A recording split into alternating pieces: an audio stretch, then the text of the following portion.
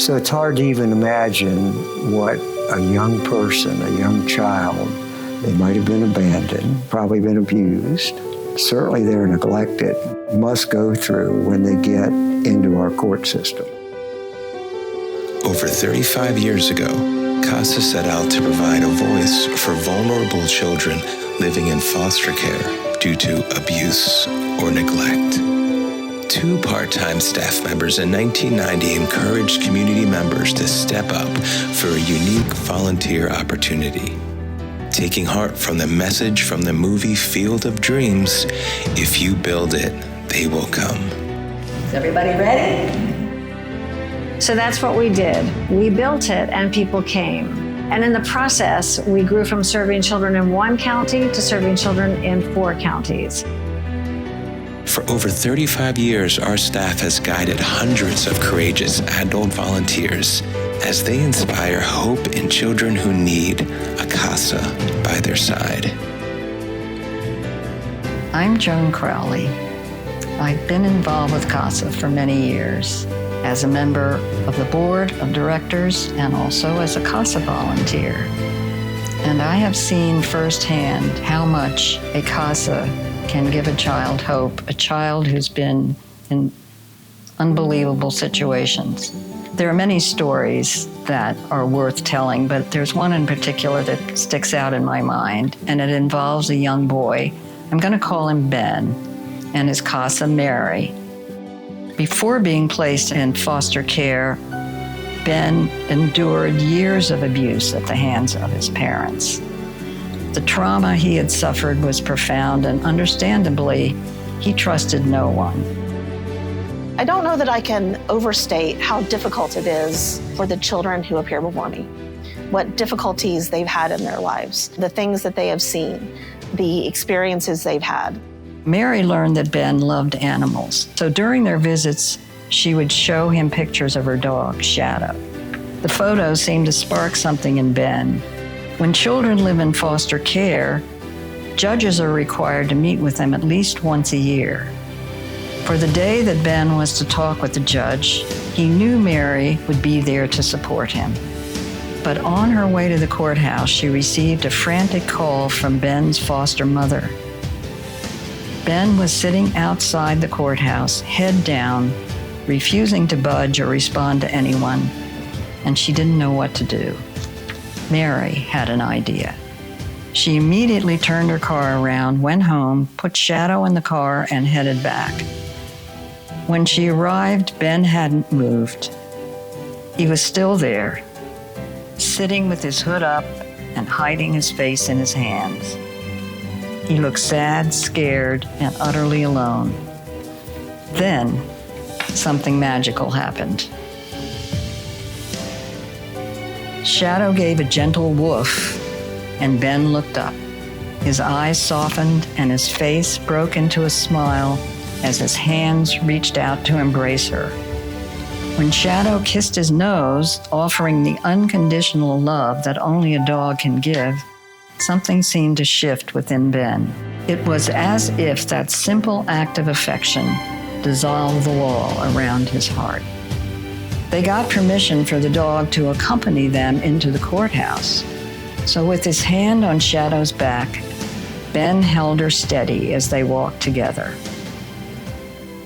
This first brave step was a small but important one toward a more hopeful future. So in 2009, we got a call from the circuit court judge who was then sitting in Dorchester County. It was Judge Brett Wilson, and he said, basically, please help. And so we did. CASAs get to be or serve as the ears and eyes of the court. We have an adversarial legal system here in the United States, and what that does is an unintended consequence is sometimes judges don't get all of the information that would be helpful. Our willingness to speak up about what these children need makes a big difference. There is someone watching and learning and supporting this child in a way that is unique to every other practitioner that this child is going to come in contact with. The CASA helps that young child navigate through our court system. And can you imagine what it must be like if you're a young child? Your self-esteem is probably shot. And you get into a courtroom setting and you see adults with big black robes. You see most everybody else around in blue and black, and you don't really understand what's going on at all. The kids that are in court know that their world is upside down. They don't always understand why. Take a look at what's happened to a young man as he walks with his casa, and he walks taller, and he walks more confident. The youngest child told me that these things are still going on in the house. We were never going to know that otherwise. We would have been returning these kids to the exact same situation that we had taken them from. Casa is the singular individual that is consistently there to speak for the child. Having someone that they can rely upon to talk with them, to ask them what they need, to feel an ongoing connection, even if they have to change foster homes, even if they have to change relatives. That consistency of that person is someone that they can turn to, a touchstone. My name is Patty. What I remember most about being younger are the places I lived. Before my mom went to jail, we lived in her car. It had a broken window. I remember being cold all the time, and we would get wet when it rained. I remember being taken to a foster home to live when my mom went to jail.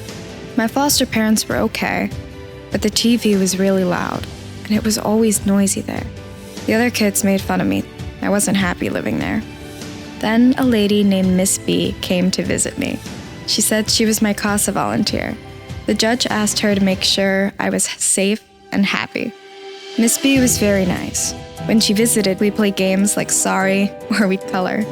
One day we were drawing pictures. I told her I wasn't happy living in the foster home. Miss B asked if I would draw a picture of a place where I felt safe and happy. I drew Aunt Mim's house. It's a blue house with a red door. Miss B asked if she could show my picture to the judge. I said okay, so that's what she did. One day after that, my caseworker told me I was gonna live with Aunt Mim. That was really good news for me. I remember running onto Aunt Mim's porch to hug her. I still miss my mom, but I didn't miss living in the car. Plus, I got to talk with my mom on the computer every week. I'm happy living with my Aunt Mim. I know she loves me, and I love her.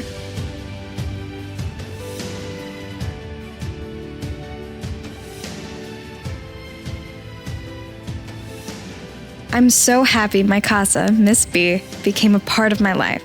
I still keep in touch with her today.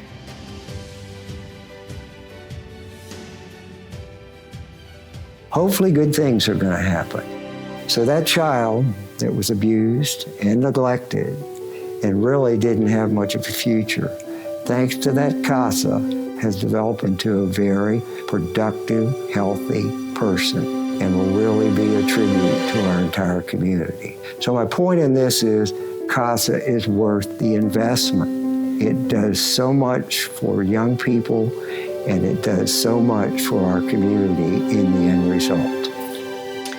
Casa of the Midshore has a wonderful extended family made up of our casa volunteers, our board members, our staff, and the wonderful people who support us financially. And we invite all of you to join us in any of those capacities to help us fulfill our mission and serve the children who need us by their sides. That is probably the biggest impact of all, is the consistency, that the casa is consistent and the casa is going to be there. And kids,